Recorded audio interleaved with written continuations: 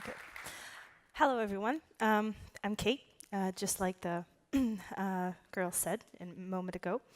My last name is Terlecka, but you don't really have to remember it since it's going to change in about a month. So just remember Kate. That's going to be it. I am a professional Scrum trainer, just like Frederick is. I see at least one more professional Scrum trainer here, probably more, but I wasn't really, I was so stressed before coming into the stage. This happens every single time that I just couldn't recognize people. So probably there's more in the audience here. So I am a Scrum.org's professional Scrum trainer, but I'm also a founder of a consulting company. It's called Willow, and we're doing, let's say, agile type of strategic initiatives in bigger companies. So that's what we do, along with 5 other trainers. So on a day-to-day basis, I have the pleasure to take a look at interesting companies, and I came with a few stories from those for you. So my talk will be about fixing your business and then culture following. Why is it? Because recently we're talking a lot about the fact that we need to change our organizational culture.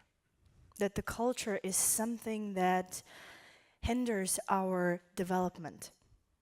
But actually the culture comes from something.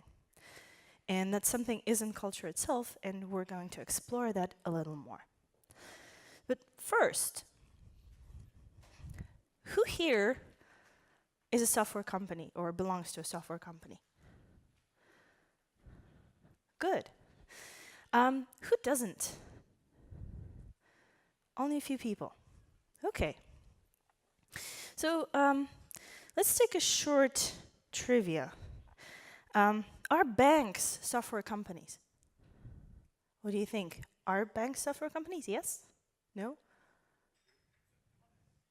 Yes? No? Banks. Banks, financial institutions. Banks? Yeah. Okay, sorry. Okay.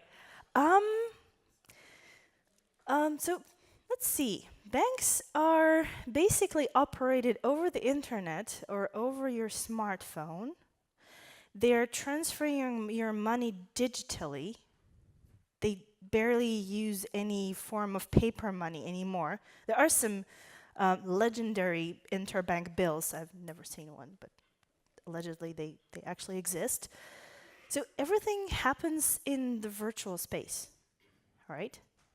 Actually, even recently, there's been a kind of shift that there is totally digital money that doesn't really have physical representation, or actually it does, but it's more of a interesting thing. Anybody heard of Bitcoin?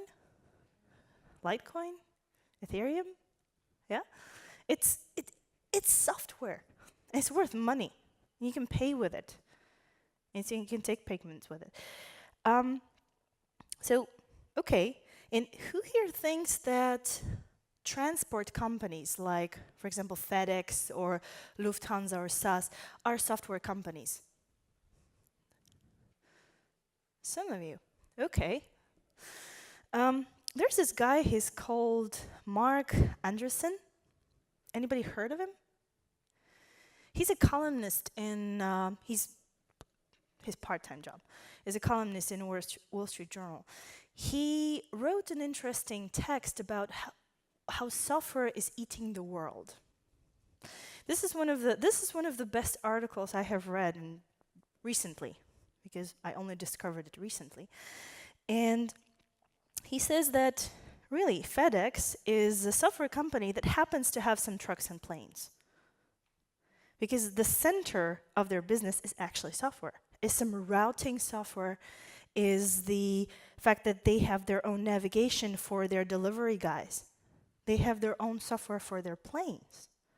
It is a software company, even though maybe some of the software is created by somebody outside. Yeah? It is a software company. Disney is a software company. They create stories, right? They needed to buy Pixar to not fall out of the game. Lego. Lego is a software company. I don't know if there are many companies that exceed the size of one person that are not software companies anymore in the world. Everybody's center of business starts to becoming software. So if we have so many software companies, so why aren't we all talking about software? Large companies just started. Anybody heard the term, or is in fact in part of, digital transformation? Okay. So your companies probably noticed that actually software is a big part of life. Good. That's the first step. So software companies, the majority of companies are software companies, so let me tell you a story. Actually, two stories. Actually, a story of two teams. Long time ago, it was the 2010, 2009, something like that. So long time ago in software terms. I have met two teams. One of them was working in a phenomenal environment. It was a team working for a company that produced stuff for saving lives. It was a medical company of a sort. Basically, they were creating software, an app, a system.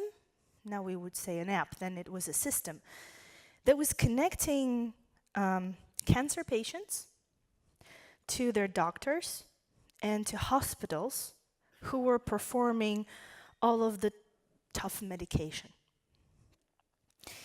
This was a team of 7 people.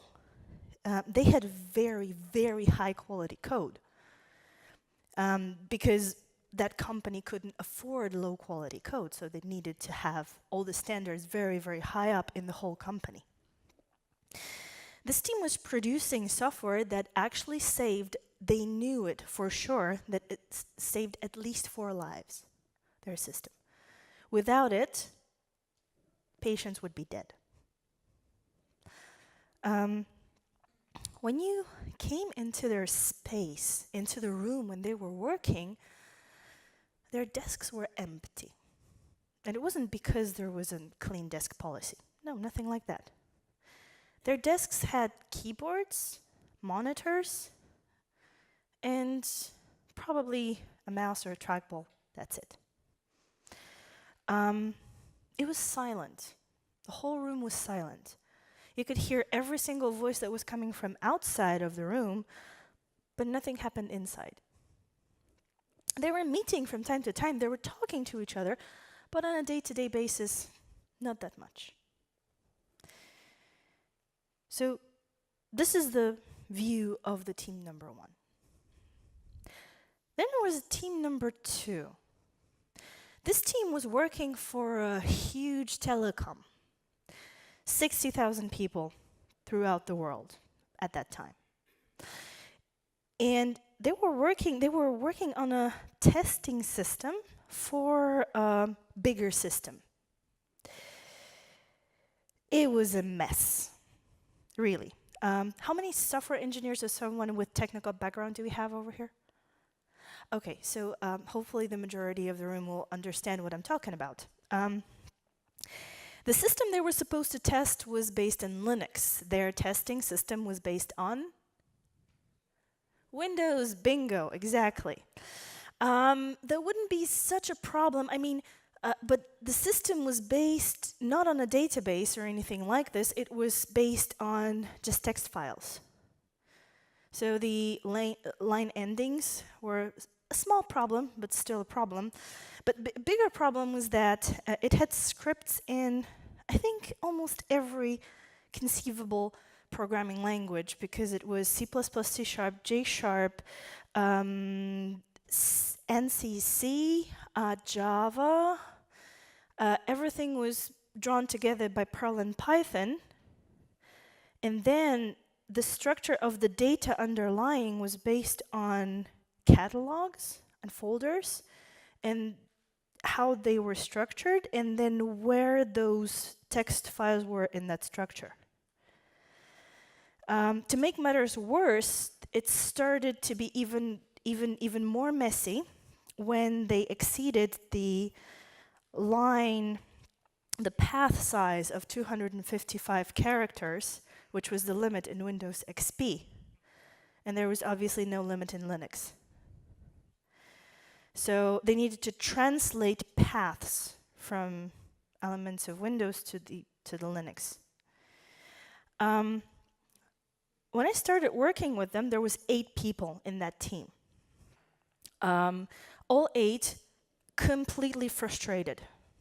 They couldn't work with that team, with that product anymore. They wanted to leave, and actually 4 of them were just leaving. This was the 4 most experienced ones. These were the people who were working with that system for 2 years or something. The other 4 were just starting, and these 4 were leaving in 2 months. The 4 were just starting, and the average time of introduction of a new person to that system was 6 months. So actually they were 4 months behind already. So, but when you came into their room, it was bursting with color. Everybody was talking to everybody. Even though they were frustrated, they were laughing at that frustration. Even though 4 of the most experienced people were leaving, they were still having beer and coffee together. They actually came up with a huge sign saying "help" in their window, and it was clearly visible from the Google's office across the street. So they actually became a legend in the little Google office. So this is the team number 2. And I'll tell you what happened to them after I tell you a few more stories. So, culture. You've seen in these two situations, the culture was completely different. One was silent and kind of almost non-existent. The other was colorful and vibrant. People were laughing, people were collaborating, even though the environment wasn't that easy, or the system that they were supposed to work on. In the first team, the other way around. The system was actually saving lives, and nothing happened because of that. Why is it? Culture evolves in an environment. You could take a look at our history. So, for example, the changes in the whole Europe after '89. You could see how different cultures are when you take different parts of the world. Some are more compatible, some are less compatible. So some can collaborate, some can't collaborate. But then cultures not only come from environments, they actually shape environments. So if you have a proper culture, if you have actually any culture, this culture will start to shape whatever is around it. Yeah? So it's kind of a dualism. Culture recently is the culprit of everything. So we can't collaborate, we can't make money as a company. Oh, it's because there's a shitty culture. Who said that? I think Lehman Brothers said that. It's the culture that put us down. Or was it Enron? That it's because of our culture that we did all of that tax evasion maneuvers that made us eat our own tail. The culture is the culprit of everything. But the culture is also quite dangerous. Beate already talked about something Peter Drucker said, that here, culture eats strategy for breakfast. Recently, we're coming back to whatever the old master started saying. Drucker is back in fashion. Same with Denning, Sun Tzu, McKinsey, Welch.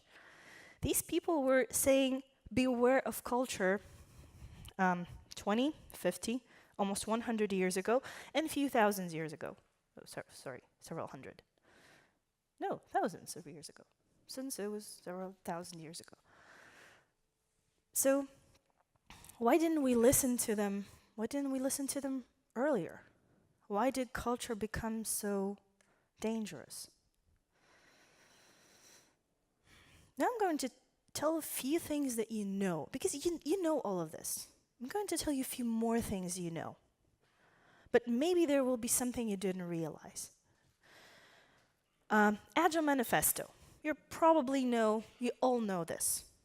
But then, did you notice that 3 out of 4 principles of Agile Manifesto talk about business? Even the 4th one, the people interactions over processes and tools, it still talks about business. It's the furthest away.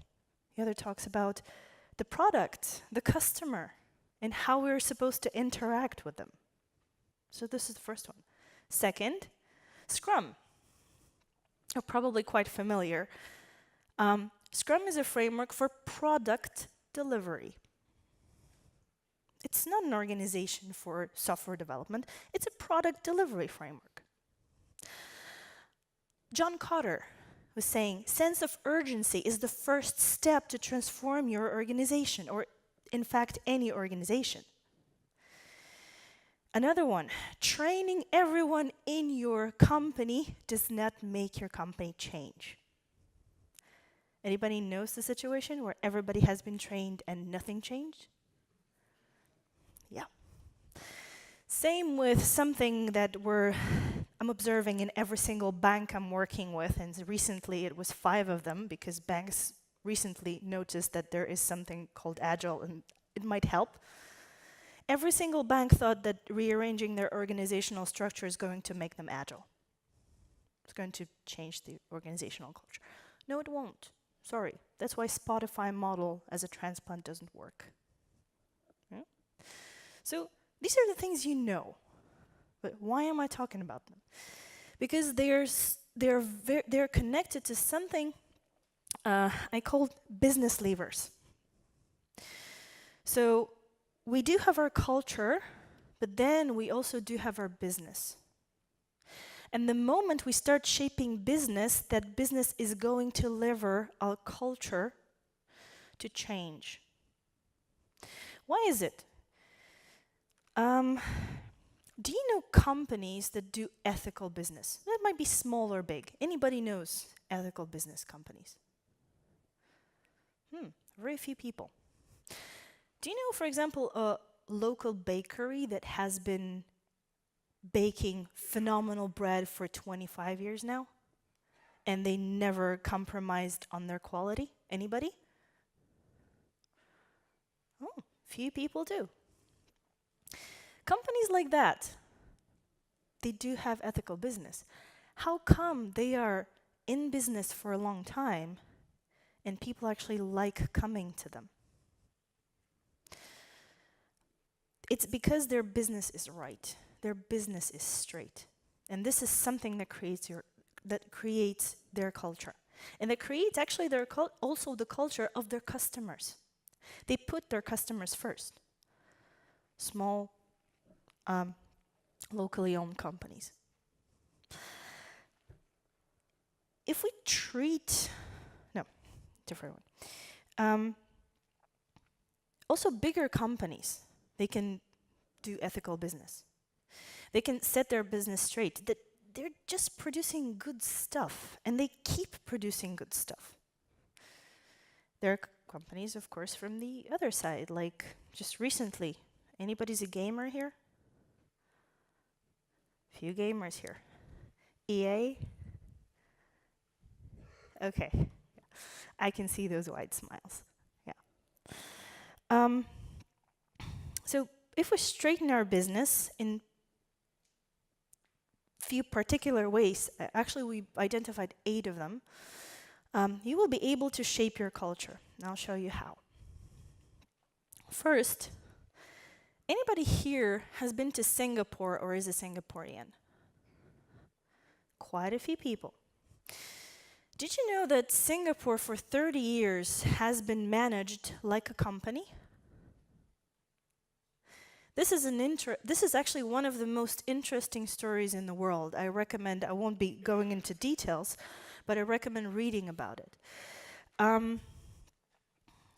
The Prime Minister of Singapore, that has been the Prime Minister for over 30 years, or over 3 decades, he transformed a tiny rural island into a thriving business connection company and country. This is because what he said in the very beginning is that we're going to be disciplined. Few more things have been said in there, but then we're going to make smart investment decisions. We're going to take whatever works in the world and we're going to bring it to Singapore, adapt it to our situation, and we're going to make business. Our goal as a country is to increase our GDP. Do you know any other country in the world that's managed like this?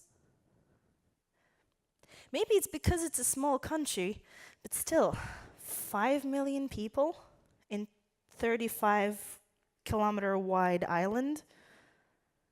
That's a pretty big company, right?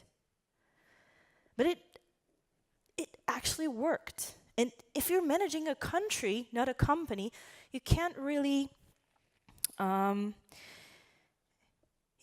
pick your people. You can't hire and fire people. But still, they were able to change the culture by changing the business objectives of the whole country. Same happened in the cultural changes after '89, especially in Eastern Europe. I remember it from my childhood, how it used to be. Yeah? So, how did they change it? The first thing was, I already mentioned it, the sense of urgency. The sense of urgency that John Cotter talks about meant not only him. In 2006, when the new general manager was taking over Ford, he said, we're in a really, really bad condition. Our sense of urgency is not to die, because our company is about to. In 2008, Ford actually survived the crash, the market crash. It's the General Motors that took the majority of the problems because they actually brought it up a little from 2006 to 2008. They were a little more resistant. GE, General Electric. Anybody's familiar with a huge company? Quite a few people.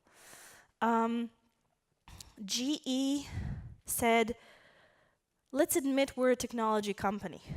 Let's be the best in the world. Because there are all those small startups that are eating us, business after business, so we actually need to be the best. So the sense of urgency. Oh, and of course, banks recently.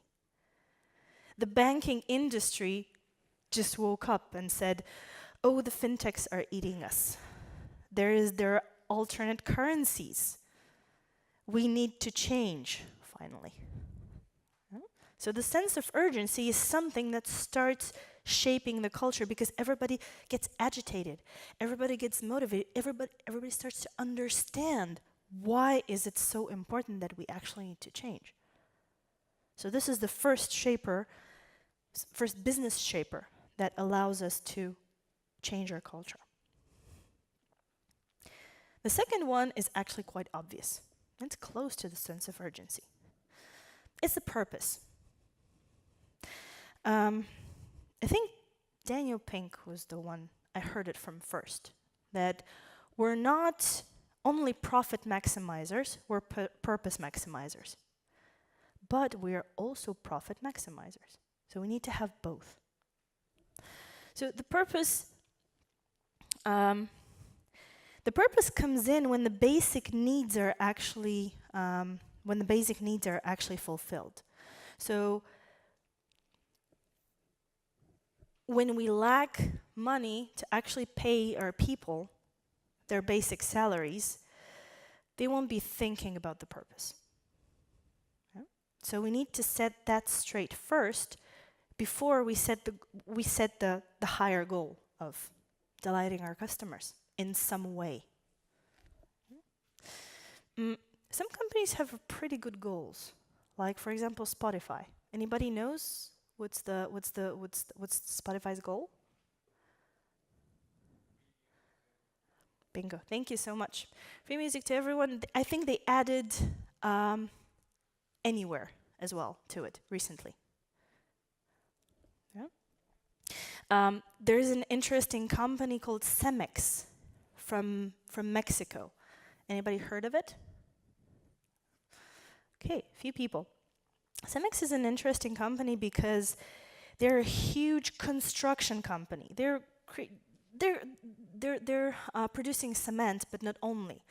They also have a chain of local stores, like the home remodeling stores, but they place it in the neighborhoods where people use very low quality building products because they don't really have money for it, and then they lower the prices.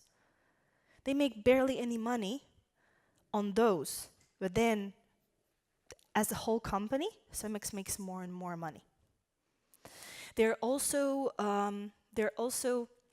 supporting even smaller businesses of tiny business owners also in small neighborhoods. So they have a purpose of actually helping people build their homes or actually live better. And they're doing it by, in some places, losing money, but in total, making even more. Yeah? So this is the purpose. The third element of the business that shapes it is a product. And here I wanted to invite you to a very small exercise experiment. Think about a good project that you have worked with. It might be long, long ago, a good project that you remember well. If you've never worked in a good project, just imagine what a good project would be. That happens. So, and if I say good project,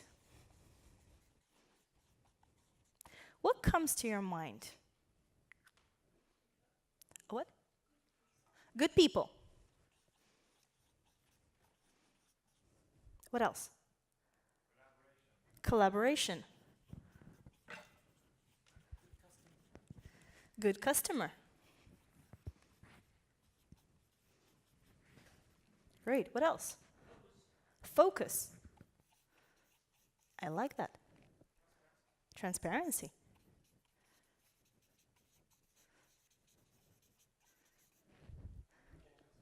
Sorry? Communication. Profitable. Meaningful. Okay, I run out of room.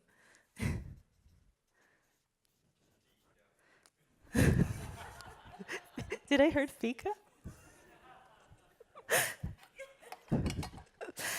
All right, so this is a good project. And then something very similar. What is a good product? So think about a good product.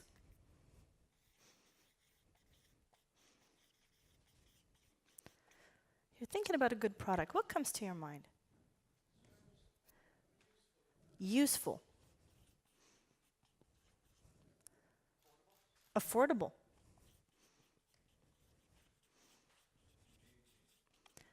Engaging.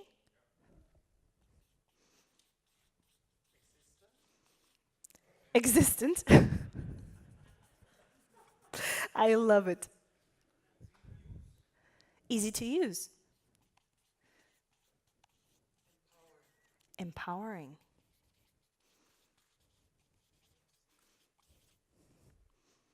Couple more. A what? Recyclable. Stable.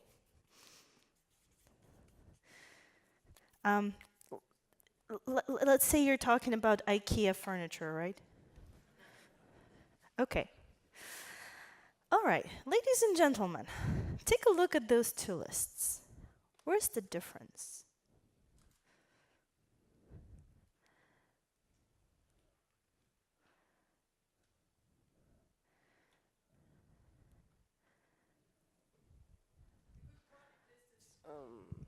I would say my interpretation is that the good project list is about the culture, the interaction of X amounts of people, and the good product list is a list of capabilities, which is hopefully a result of. Very, very close to it. Thank you for that. Yeah. This is cultural because it's internal. This is from the maker's point of view. And this is the customer's point of view. And this is the difference. If we're running our company by projects, we worry about collaboration, whether we have a good customer, whether we need to focus on something, if we have internal transparency, if we have communication, and so on. If we're profitable, if we're meaningful, if we have good people, if we collaborate well. If we're thinking about products, we're thinking about, how our customers are going to interact with it. Is it recyclable? What kind of price could we put on it so that actually our customers are going to use it, are actually going to purchase it? Does it exist? Can it exist? Is it doable? Yeah. Like a Roadster that does 0 to 60 in 1.8 seconds and has a range of 1,000 kilometers. That's electric. I think that came out today or yesterday. Yeah. Is it easy to use? Is it empowering? Is it stable? Could I sit on it? For example, it won't bend like the old Nokias. Never did. So if we start focusing on products, this is how our culture is actually going to change, because we will have our customer in the focus. This is what actually Apple does. Actually, at least it did when Jobs was still on there. You might have noticed that when Jobs was still the CEO of Apple, Apple have produced only 5 product lines. No more, only 5 product lines. That was it.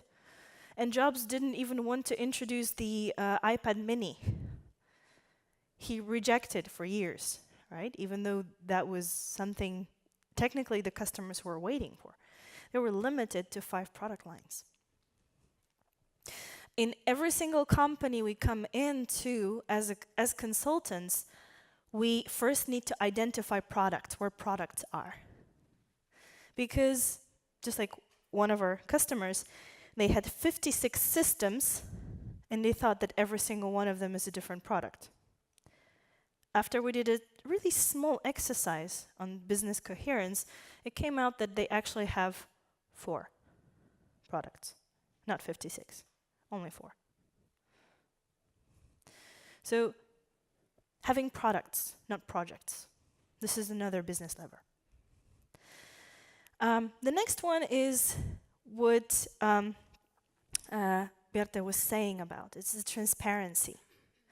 So that we are actually, we know what our business, we know what our business model is, and we can know what our business model is. Because if the CEO knows the business model, great. But nobody else, it's not really something we want to work, right? Transparency is a powerful tool, but since I'm actually running out of time, I'm going to go faster. Another one is decentralization. And by decentralization, I don't mean the lack of focus. By decentralization, I mean using the creativity of people anywhere and utilizing the creativity of people anywhere. One of the best examples is 3M. You know the company, 3M? The producer of Post-it notes and Scotch tape? Actually, both Post-it notes and Scotch tape have been invented, or accidentally invented sometimes, by employees of the company. They weren't planned. And the employees of this company still get profits from it, because if you come up with a new product in 3M, you actually get part of the profit. I'm just not sure if as long as you're in the company or forever. But anyhow, it's a pretty good deal. Google's decentralized. They created Alphabet to decentralize, actually. So that Google doesn't have everything inside. They could stretch their products across many companies so that these companies could focus. Another one is autonomy. I don't think I need to say much about that. Human autonomy. Atlassian, for example, what they do.